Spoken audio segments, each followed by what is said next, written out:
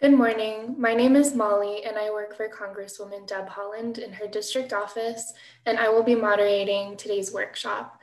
But first, I would like to turn it over to Congresswoman Haaland for a few opening remarks. Thank you so much, Molly. And hello and good morning, everyone. I'm so happy that you're here. Thank you all so much for joining us. And thank you, Peter, for leading today's small business workshop. I wanted to drop in and say hello and let you know a little bit about what today's workshop will focus on and what my office has been doing to help small businesses. In fact, we're doing everything we can to ensure New Mexico families and all Americans stay safe and healthy. And we're also hoping that today will be the first of many more workshops tailored to provide resources to the small business community throughout our district. The COVID-19 crisis has altered all of our lives, and I hope today's workshop will help small business owners with ways to enhance their online presence and increase sales. Ensuring that our small businesses and communities thrive during this time is a priority of mine. As a former small business owner myself, I understand the sacrifices it takes to run a small business. Small businesses are the backbone of New Mexico's economy, and it's essential that they have the right virtual tools at their disposal as customers move increasingly online to buy local. Due to the ongoing pandemic, the use of an online storefront is more important than ever to grow your business. And that's why we brought in the expertise of Arrowhead Center to help local small business owners harness the power of the internet effectively and find an online presence that speaks to their customers. We're lucky to be led this morning by Peter Knapp, Arrowhead Center's senior graphic designer and visual communications leader. This year, my office has been busy introducing legislation that will help you all stay afloat during this tumultuous time. Some of these initiatives include the Native American Business Incubators Program Act, HR 1900, which increases access to capital for business investment and growth through 3-year grants for business incubators with ties to tribal communities, education institutions, and other organizations to expand assistance to a broad range of business sections and incubation methods. Senator Tom Udall is the lead in the Senate on this bill, and I'm so grateful for that.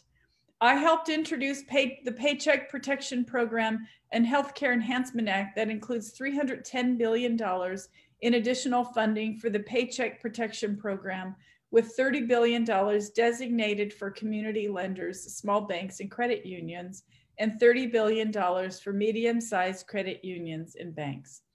I joined as a co-sponsor of the Restaurants Act, introduced by Representative Earl Blumenauer of Oregon, to create a $120 billion restaurant revitalization fund at the Department of Treasury. This fund, if it passes, would be available to independent restaurants through the end of 2020 and is able to be used for everything from payroll and benefits to food, utilities, and rent. In April alone, 5.5 million restaurant workers lost their jobs, accounting for 27% of total job losses in the month. Some of these jobs are coming back, but many will never return without assistance. Funding under the program would be available to food service or drinking establishments that are not publicly traded or part of a chain with 20 or more locations doing business under the same name. The grant values would cover the differences between revenues from 2019 and projected revenues through 2020. I joined as a co-sponsor to the Mixed Earner Pandemic Unemployment Assistance Act to help give more people access to unemployment assistance during this terrible crisis. It extends the program to mixed earners who earn a combination of W-2 and independent income. This is just the beginning as we navigate this crisis going into the 117th Congress. I also want to let all of you know that my office stands at the ready to help with anything you need. We're following CDC guidance and working from home, but we are at full capacity. If you call, we will absolutely answer.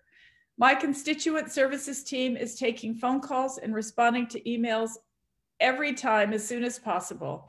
And I'm in constant contact with federal, state, and local officials monitoring this situation and my legislative team and I are fighting for New Mexico businesses as emergency bills come up in Congress. I have a coronavirus info center on my website, haaland.house.gov, with guidance and links to information you're looking for. I will continue to provide updates on the coronavirus and congressional action through Facebook, Twitter, Instagram, and through email. I thank you all so much again for taking advantage of today's workshop, and I'm so happy you're here. Please reach out with any questions that you might have, and we look so forward to being in touch with all of you, and have a great workshop. Thank you, Molly. Back to you. Thank you, Congresswoman. As the Congresswoman stated, we're grateful to have partnered with NMSU's Arrowhead Center for today's virtual workshop focused on helping small businesses adapt during the current COVID-19 environment. Today's presentation will be led by Peter Knapp, Arrowhead Center's Senior Graphic Designer and Visual Communications Leader. Many of you submitted questions ahead of time, but of course, if you would like to ask a question or contribute something more to the conversation, you can do so by entering it in the comments, which our team will monitor throughout the event. Now I would like to introduce our presenter. Peter Knapp is Arrowhead Center's Senior Graphic Designer and Visual Communications Leader. He develops, implements brand identity strategies, website development, print layout, and design conceptualization. He earned his bachelor's degree with an emphasis on graphic design from NMSU and has over 10 years of experience. Mr. Knapp is an advocate for branding and identity and creating a mark that will give the final product an original look with creativity and sophistication. Turning it over to you, Peter. Thank you for having me, Molly, and thank you so much, Congresswoman Haaland. And I'm thrilled to be here. We're really excited to be here in this time. We know that these are not easy times for anyone right now, and we just thank you for having us today. So, as Molly introduced me, I work at Arrowhead Center. I am the creative director and a visual communications lead here. I specifically work with all of our programs and clients. Especially this year, we've really seen how important it is to be online, and this is something none of us really saw coming. And we've seen some really great things come from this, from being online, and the passion that our clients have, and we want to kind of translate that over in this presentation. Branding is a big passion of mine, and I hope your takeaway from this presentation is both enlightening and refreshing. And thank you all for joining us today, and we're excited to have you with us and share our knowledge with developing your brand. These areas we'll be talking about today will be areas that you dive into at looking at your own business, whether you're already successful or just need a boost of an online presence or a bit of a brand overhaul. And there's different categories that you all may fall into. Some of you may need a lot of help, and some of you may just need a couple little tweaks here and there. These are highly important to keep in mind, especially in these times that we are facing due to COVID-19. We'll talk about number one, research and ideation, discovering your brand identity, messaging for your brand, selecting a designer or agency, examples both good and bad, moving your brand online, and your brand as a whole. Lastly, we'll talk about the value of your brand. The value of your brand is a really important thing for you to keep in mind. A lot of companies will really invest in the brand, in the branding, and in your overall look. It's very important that we have a focal point and that your audience knows you as well as you know yourself. So we have a lot to share with you, and we hope that this will help you on your journey to developing your online brand. First, we're going to talk about research and ideation. The first thing you want to do is put in the work. Hard work and patience will pay off when you begin your research and ideation phase. And there are some key points that you want to make sure to keep in mind with your brand. This means communicating the same message. So don't confuse your audience. Take time to have your peers, your friends, your family, people that you genuinely trust to take some surveys on your brand to have an idea of what their current perception is of your company or your brand's overall idea. Next, you want to know your budget. I can't stress this enough. If we all could go to a buffet and spend, and get everything in one place, we would definitely do it, right? And if our budget allows us to do it, why not? But not all of us are that lucky. Some of us have to really allocate where those funds go. Maybe you need to start off with your logo first and then build your brand that way. Maybe you already have a logo and you need to work on your website or your social media campaigns. Those are some different areas that we'll be targeting and talking about in this presentation today. You need to identify the main areas for your of need for your business, and then you need to think about the big picture. So think about this phrase, and I find this really interesting. People don't buy products, and they buy better versions of themselves. Apple and Pepsi both did this. If you're my generation, you may remember all the crazy cool commercials that Apple and Pepsi both have, and they did this by not talking about the product, but instead talking about the user. Remember the Pepsi generation. Let's talk about the traits of a great brand. On this illustration to your left, you're going to see this really, I think it's a cool honeycomb type of a graphic that really has these really key pieces of what makes a great brand. And these are all the great components. And we're going to talk about each one of these. Vision, you want to make sure you have that. That is a compelling vision by an effective, articulate, and passionate leader is a foundation and the inspiration for the best brands. Then you want to have a meaning. The best brands stand for something, a big idea, a strategic position, a defined set of values, a voice that stands apart. Authenticity.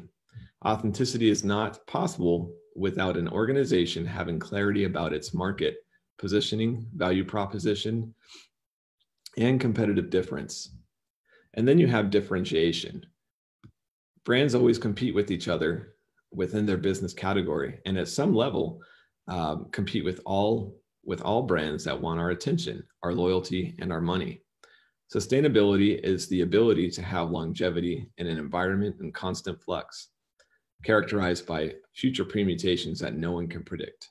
This is a perfect example of it. I mean, no one could have predicted COVID. We didn't think that we'd be here this long, but we were making the best of our situation, and we are learning how to be sustainable. Next is coherence. Whenever a customer experiences a brand, it must feel familiar and have the desired effect. Consistency does not need to be rigid or limiting in order to feel like one company. Flexibility. An effective brand identity positions a company for change and growth in the future. It supports an evolving marketing strategy. And next we have commitment. Organizations need to actively manage their assets, including the brand name, the trademarks, the integrated sales and marketing systems, and the standards. Then you want to have your value, and this is very important. Your value of your brand, and I can't stress this enough, is all about building awareness, increasing recognition, communicating uniqueness and quality, and expressing a competitive difference, creating measuring results.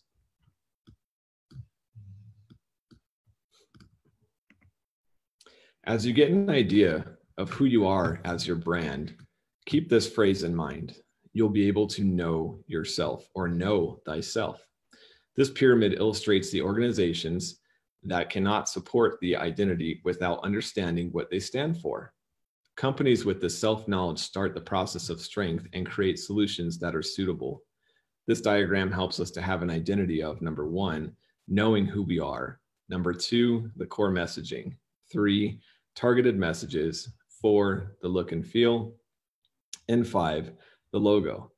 We always want to start with a strong base in branding, and you can equate this to a tree with strong roots. As a brand, we need to have a strong foundation, and if you take any of those pieces away in the pyramid, it is incomplete, and it's like you're having missing pieces in your identity. One takeaway from this illustration is that you may have 3/5 of the elements in this pyramid, and you may not need to start from scratch. It's important to note that many of us are in different places in our business and our brand, and we need to find the right solution for our brand. Discovering your brand identity. This is also very important as well. And it's an important step into knowing your brand. Consider the following when thinking about your core brand identity. How can you discover your brand identity? Knowing your audience is key to speaking and selling to them. And there should be something that is of need or for them to gain interest in your brand. Consider Sony or Apple. And I keep bringing up Apple just because of their success. They've just been so successful. Both are professional brands that have various target audiences and demographics. And then you want to learn about your competition. What do they do right? What are some areas that you would improve on if you were in their shoes? And that will lead you to a large, highly successful brand transition as you do transition your brand or you are improving your brand. So if we take a look at some of these brands, Coca-Cola, they've done a lot of things right, over the past many years. We'll talk about their logo coming up, but that's a timeless logo. They really understand who their competition is. They know their competition is Pepsi. Then you have Toyota, they have, we can study certain brands like Toyota. What do they do right? What are some areas that they could maybe improve on if we're in the auto industry? And those are just some examples, and many of us are in different industries. So please don't take, the comparisons at face value here. But these are just some comparisons I'd like to make. We're next going to move into successful brand traits. And we want to think about some of those strong, successful brands that you see on a regular basis. They share strong design traits in their brand, like their mark and their design. They're very attention getting. They catch your eye. They're quick. These traits include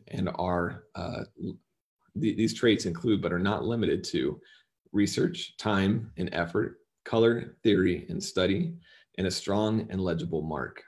All of these great brands that we've talked about so far, there's not one thing that they do. It's a complete brand. It's what they showcase to everyone. They know their audience. They've done the research. They've taken the time, and they've really put all the effort into their brand. And we will talk about color theory and study in this, and then we'll also journey into a strong and legible mark and what that looks like. So the messaging for your brand is really key for a mission statement. And brands like Coke and Pepsi both have really great mission statements. So Coke's is refresh the world, make a difference. Coke has pivoted throughout the years in their overall branding. You can see on the left-hand side of the slide here, it's the real thing, right? This unique look is coming back. This vintage look is coming back. Then we have, kind of like the mid, maybe 2005, 2010 era where we're very focused on photography and staying in the moment and enjoying those moments, right? I remember when we were at the movie theaters and we would, we'd have the commercials come on. Everything was all about being genuine. And what's this moment going to be like for you? They were putting names of any Coke drinker on their product, right? Average names, different names, and you could share a Coke. It meant something. It has a very, very genuine brand and feel, and they've really found a way to connect with people and make the most of the moments in life. And we definitely notice why photography is so important. And then you have on the right-hand side, open happiness. I mean, what a time to have that message pointed out. So let's be happy. Then we come over to Pepsi. Pepsi rolled out their new campaign in 2020, and they used statistics from Pepsi drinkers with playful facts. So their mission statement is create more styles with every sip and every bite. And as you know, Pepsi is not just a beverage company. They've really branched out everywhere. So they are an excellent example of expansion and pivoting. And take a look at how Pepsi has used the bottle shape, and much like Coca-Cola, right? We have this monochromatic, which means kind of like a gradation of colors that you can see from the "That's What I Like" ads to the simple bottle that we can see as well. It's very much like Coca-Cola's ad, but it is changing, right? It's evolution. It's a revolution in advertising. And this imagery has been a staple of their competition for many, many years. That Coca-Cola bottle is a timeless mark. We all know that bottle. So it's time to start thinking about the messaging for your brand. You've done the research, and now that you've got some great ideas where you can take your brand, let's put the messaging to use from your research. What is your story behind the brand? That's one thing you want to consider. And then you want to become a great or a good storyteller. You don't have to be a writer to do this, but figure out how to do this with, and you can do this by connecting to your audience through various platforms like different social media outlets: Facebook, Instagram, Twitter, and LinkedIn. So urgency plus an emotional connection equals a dollar conversion, right?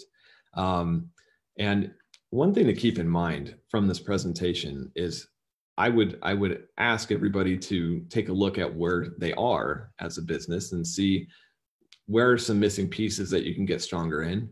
And is it necessary to be strong on Facebook, Instagram, Twitter, and LinkedIn?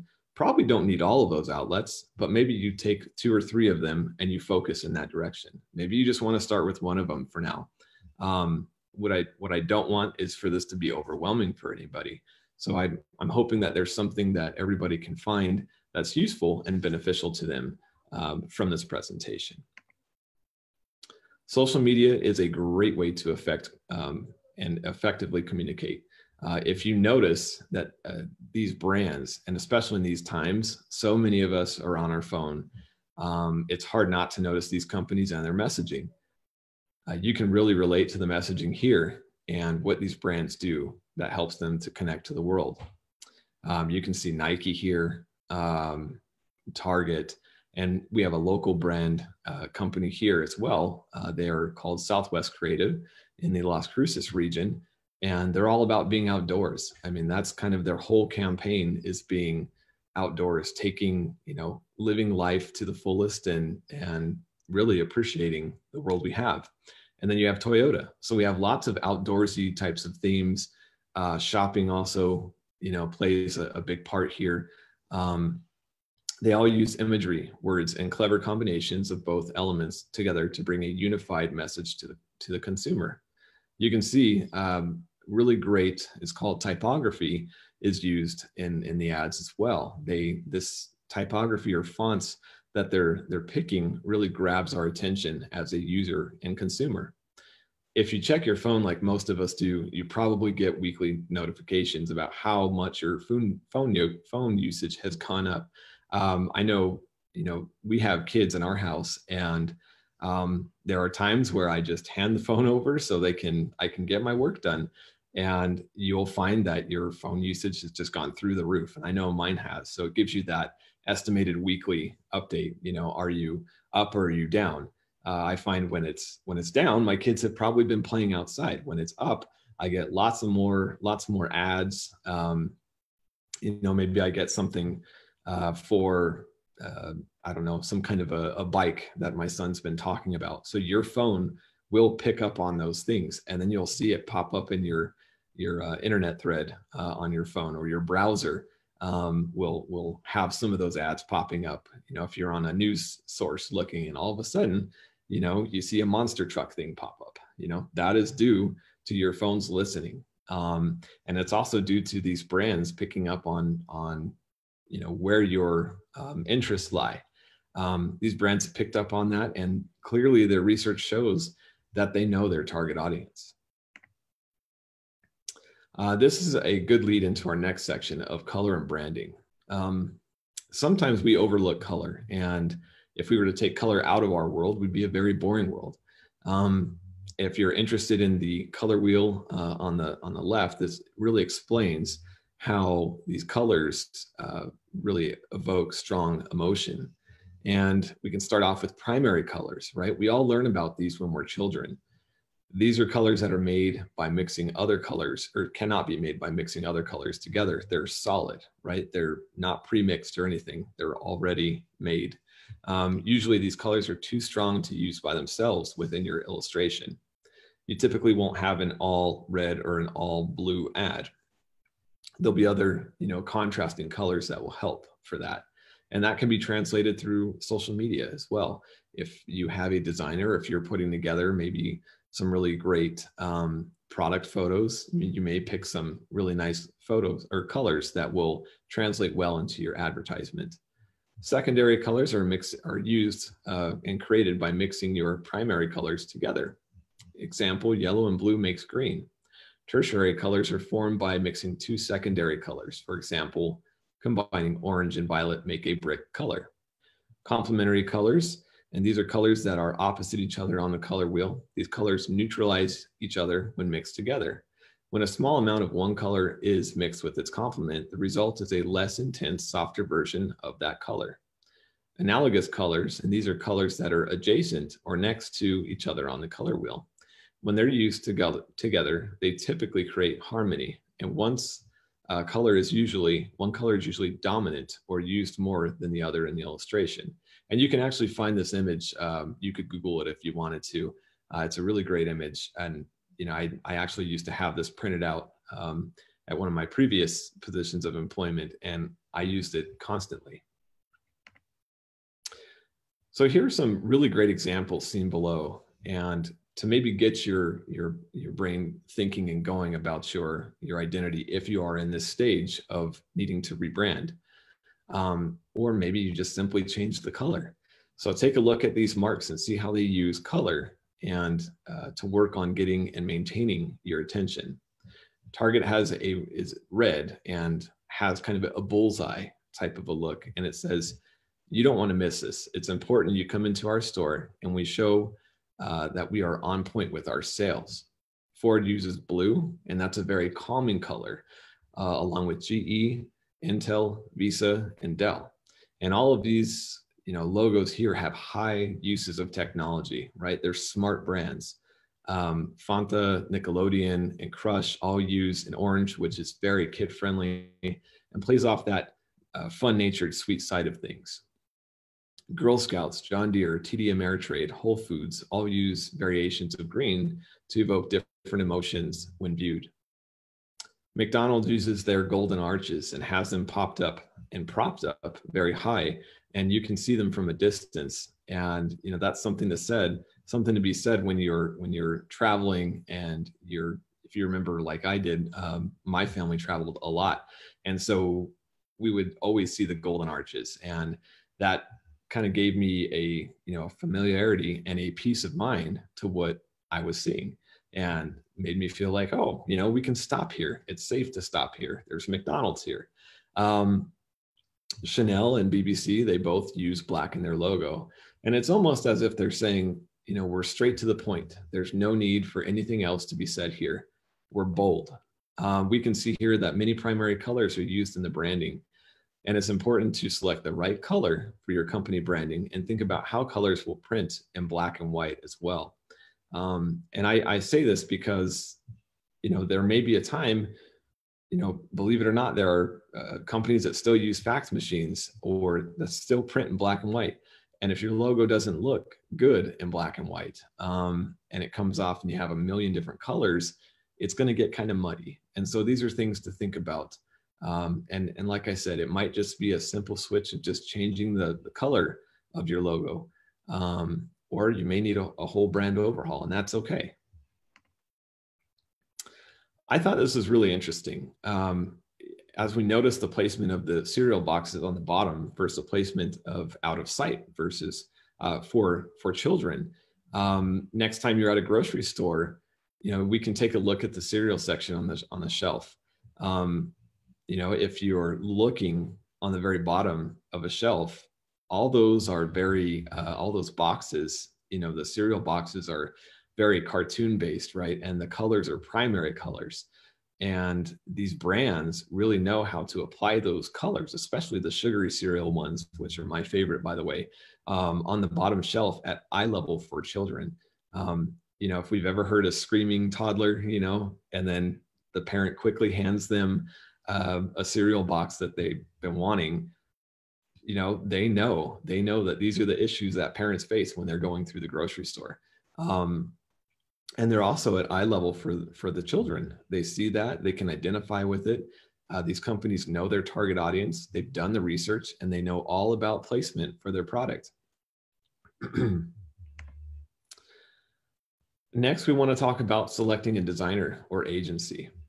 So you want to research local or regional design agencies or graphic designers. You don't need to go out to another state to find a great designer. You can do this all within your own state, city, anywhere that you can think of in your region will have someone that's capable of helping you to take your brand, your company to the next level with design and graphic design. You want to make sure that you do your research on a designer.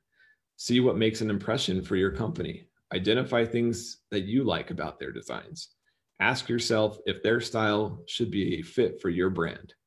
Once you know if the agency or designer is a good fit for you, set up a consultation to review your design needs. And then you want to think about this phrase: the client is the author, the creatives are the interpreters. So what does that mean? That means that, if you are setting up you're working on the brand for your company and you have a meeting with the designer, give them as much information as you can, and then let them interpret what you are after and create your vision. It's a really fun and exciting thing to see a brand come to life when both parties are involved and actively involved, and there's trust. And trust is something I didn't put on this, but trust goes so far. These designers and agencies have been doing this for a long time. It's very important that you do have a trusting relationship with your graphic designer or agency. Next, you want to create your logo. Your designer or agency should begin to talk with you about creating your logo. So they should be doing this for you. It's okay to have a sketch for them. But you may not have a need for this. And if you don't have a need for a rebranded logo, or if you have a solid logo that you really like and your consumer base is already familiar with it, and changing it may not be a good idea, then you don't need to worry about it. It might be a good idea to explore if your mark meets the below criteria. And this is a great conversation to have with your creative, as this area will need to be explored so you both can work building a strong brand together. Areas your designer will think about when creating your logo or mark are, is it strong and balanced? Is it simple? Does it have functionality? Is it memorable, flexible? Does it have the appropriate colors? Is it timeless? And I would bold that. I would say timeless is very important, because you don't want to be rebranding 5-10 years down the line. You want this brand, this mark, your company, to age appropriately. There may be some shifts that you guys may do with your brand, and some color changes and some minor tweaks here, but for a strong brand, you want to invest in a great designer to be able to help you with this. You also want to think, is it unique? Does it have strong typography? Here are some great logo examples of brands that I thought had great functionality and form. As we look at FedEx, it demonstrates a nice composition, and it's a clever twist on the arrow being placed between the E and the X. It's strong and it's balanced. Apple shows the importance of simple functionality and the use of the apple and the bite mark. Nike was able to convert a swoosh, and its memorable mark is easily one of the most recognizable marks we know. LinkedIn is flexible, it's inviting, and gives you a sense of hope and opportunity that can be seen in the brand. Coca-Cola has withstood the test of time. It has an anti-aging mark, and it's visible on its current brand today. Amazon is unique, and it shows us the happiness and strong emotion we get when we receive that package, as we can see from the kind of the smiley face arrow below the type Amazon. We get very excited when we see that package arrive at our door. Hey, this is the next iPad I've been waiting for, or whatever it may be that you may have ordered. And the Arrow really does a nice job of playing off of our emotion. Vine is a great example of using color and fluidity, as the green is easy on the eyes and it leaves you wondering what may be next. Invisio displays strong typography and its uniqueness to demonstrate that it's okay to convey a unique mark with a strong use of typography and an abstract type of a look too within the typeface. We can see that all these brands are easily identifiable and that there aren't a million elements being pushed into the logo with graphics all over the place and colors everywhere. The easier to read, the more memorable. So here's some food for thought. The average customer's attention span is roughly 8 seconds. Make your brand count. No need to overthink it, and then let your graphic designer or agency do that for you. That's why you're paying them. That's what they're there for. Make sure that you're clear on what your whole mission is all about. Now we begin by moving your brand online. You want to start with a strong website. Ask your web designer to put in place analytics and really brainstorm with them on how they can build your social media presence. It's important to track how you're being found so you can know what you need to work on and what your designer or agency will help you come up with. That will be the best solution that works for you. Then you want to reallocate funds as needed. So I wouldn't say spend it all in one place. You want to really try and branch out, maybe pick 3 areas of need. Once you can identify your major areas of need, this will be a lot easier to move forward and do things in steps. What's your biggest area of need? Tackle that first, and then communicate your budget to the designer or agency so you both can come up with a plan that works best for you. I know we've had that. We've worked with many designers at Arrowhead Center and different companies, and we communicate budget. That's a really important thing to do. And as a freelance designer myself, I've worked with a lot of different companies, and that's the number one thing I ask. Well, what's your budget look like for you? And that's not to get an idea of, oh, what can I charge them? It's where are we at on a financial base to how can I best help you with my services? And then these are trying times. A lot of designers are willing to work with you and your budget. Some designers request half up front, or they may say you can just pay me when we're all the way done. If the trust is there. So there are lots of different things you can do to help alleviate any stress with the financial burden here with design. We can see some really odd examples of what not to do. We have some, I think it's a college somewhere upstate, and their website on the left-hand side is very cluttered. It's not staying up to date with the latest trends. And that's something you want to make sure you do. You want to stay up to date with the latest trends. You want a great designer that you can really go and tap into their styles and keep you up to date on SEO optimization and what to avoid. And we can see the 2 in the middle and on the right-hand side, they're a little dated. The one on the right-hand side does not necessarily go to that website. It actually goes to some website in another country, and it has nothing to do with the homepage. So something happened there. These are things that you want to avoid. So make sure you have a great designer that can really help you and direct you in the right steps here when you're building a website. Professional developed websites. If you have the budget to pay for this, these are some great examples. They use fun and unique layouts, and they make for really great websites. We have a hiring website on the left-hand side, and then we have, of course, Microsoft. They talk about the Surface Pro here.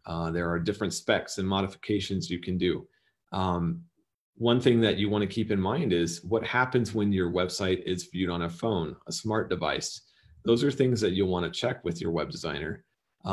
If you're using a platform such as Wix, Squarespace, or anything like that, That can really help you in working. If you can't afford a web designer or an agency to help you there, you can actually build that yourself. It would probably still be a good idea to have a designer help you with the graphic side of things. But if you're putting together a website, you have some great photography, you can still use a graphic designer to really help you boost that presence on Squarespace or Wix or whatever platform you're choosing. Ask yourself, are these areas that you need to work on for yourself? And what does your designer need to do to help you have your website look good and function and retain your audience? Next, we're going to talk quickly about product photography. You can really see here from Nike and Apple that a great brand has really great product photography.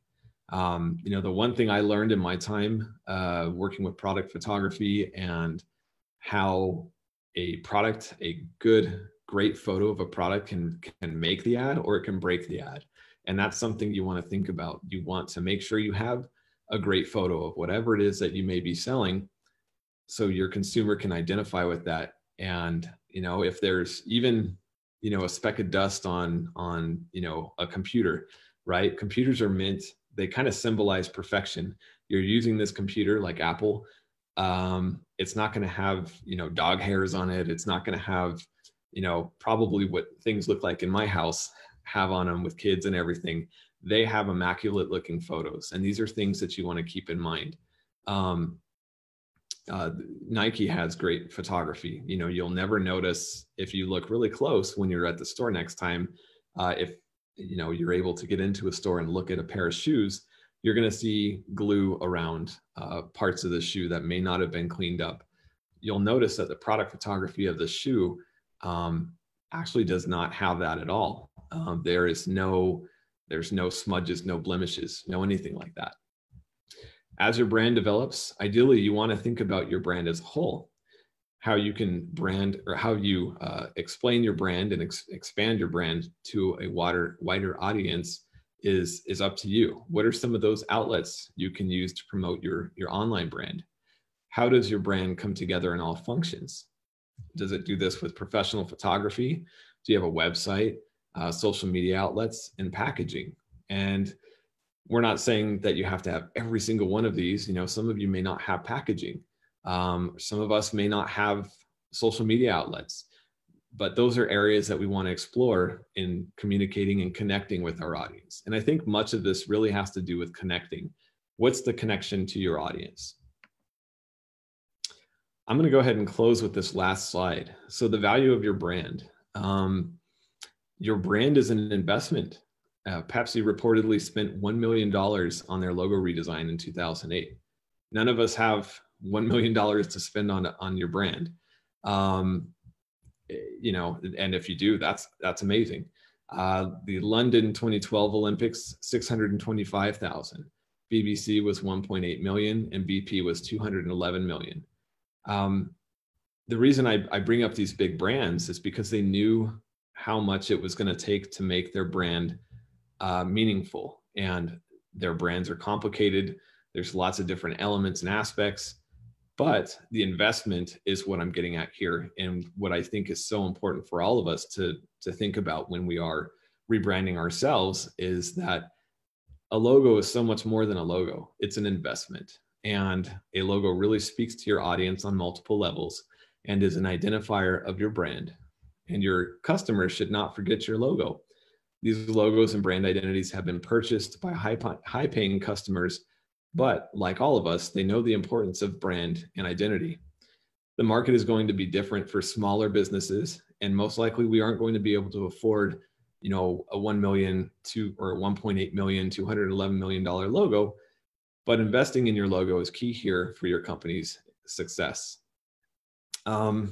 So keep that in mind when you're thinking about your brand and why it's so important to make sure you have these elements before you kind of move on to that next level. And with that, I'll go ahead and close, and I can take questions as they come in. Thank you so much, Peter. That was a wonderful presentation, and we really appreciate you taking the time today. Absolutely. Um, I do have a few questions prepared here.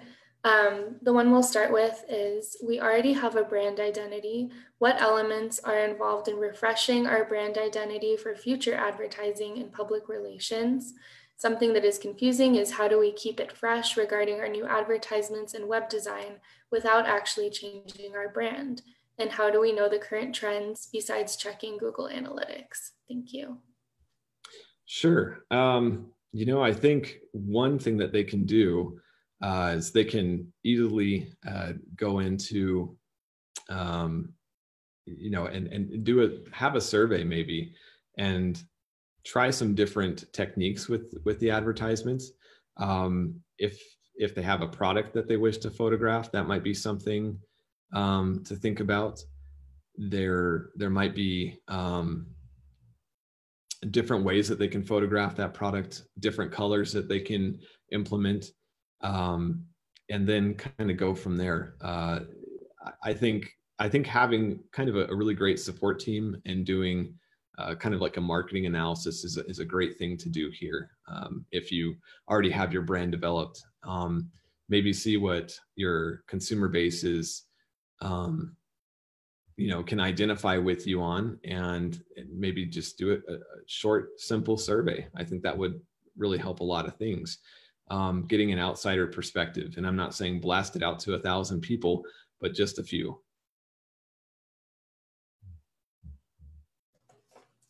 Great, thank you. And our next question is, how can businesses connect with each other beyond social media in a pandemic?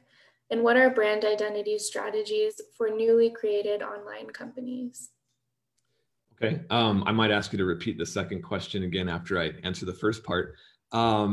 So what we've found, and I'll just kind of use Arrowhead's example, when we were told we were going to move online for these upcoming months, we quickly pivoted, and I think that's the thing that you can do here is pivot.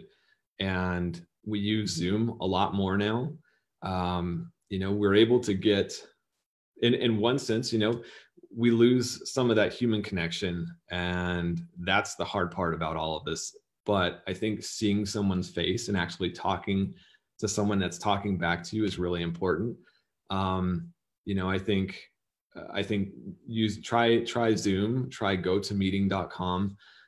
There's a few different platforms that are out there, and I would probably start with those first and see what works best for your business. I think Zoom is great because I think you can actually attach files and you can send through. GoToMeeting is a little different, but it's great for large meetings. We at Arrowhead Center use GoToMeeting, and that tends to be really great for our staff meetings on Mondays. So I would recommend those platforms. And I think something that I think really helps is take time to acknowledge, hey, we're in the middle of a pandemic here, and you may just need to talk about something other than work for 5 minutes, and it's okay to relate. I think being relatable to your peers is super important. That's one thing that I've learned a great deal, is that you're not alone, and no one's really alone in this. Even though it can feel like I'm stuck in my house, everyone else is in the same boat. So you have that unifying element there. And sorry, can you remind me what the second part of the question was, Molly? Absolutely. The second part was also, what are brand identity strategies for newly created online companies? That's a tough one. If you're brand new, I think really pushing some ads, and maybe not worrying so much about boosting the ads and spending $100 here, $100 there, but really having everything work together. So if you're an online company, make sure you have a website. Make sure you're not just on Facebook. Make sure that you have Twitter, and if you need to have LinkedIn, have it. If you don't need it, if you're not looking to hire people, it may not be so important to be on LinkedIn. It just depends on the business that you're in. So restaurants, for example, would probably want to be on Twitter. And there are just, every program kind of has a different area that you would want to be on. So I would make sure to have those icons on your webpage, maybe even have some kind of a Twitter feed there too, if you can do it, or at least a link to those accounts so people can click on your social media links. And really it's about having everything all together. You know, I think we really started to understand the value of all this a few years back. And, you know, when I first started at Arrowhead Center, it was kind of like, well, we need to be on social media. Now we're really, you know, we're really on social media. I mean, you can go check us out and follow us. And we've just seen how important it is to know who your audience is and grow with them and connect with them. I think connecting with them is a really good thing to do. Whatever you're selling, whatever you're doing, connecting is great. And I won't keep talking. I'll let some more questions come in. That's okay. Our next question will be from the Facebook chat. It says, I own a small tax and accounting practice and help business startups. Most individuals have no budget or a very small amount budgeted for advertising or marketing. Do you have any suggestions on selecting or helping in finding reputable companies to help in that area? Yeah.